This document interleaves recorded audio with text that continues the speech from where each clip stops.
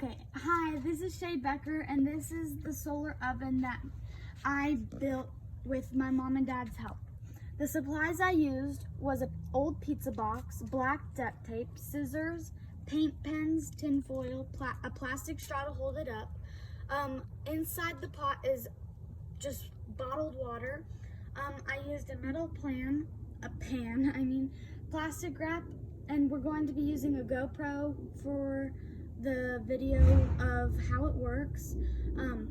We're using a phone to film.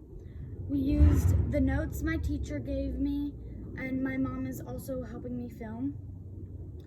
How it works is the solar oven traps light particles called photons.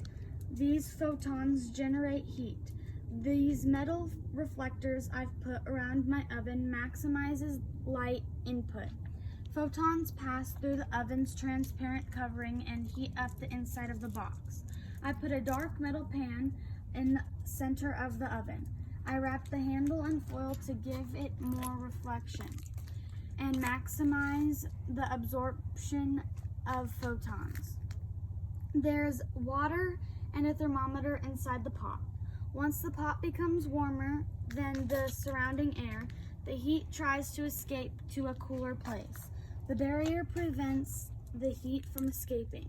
This causes the heat to reflect back to the pot, causing the temperature to rise rapidly. Hopefully, it will make the water boil. This is like what happens to your car on a hot day. Now let's watch it work.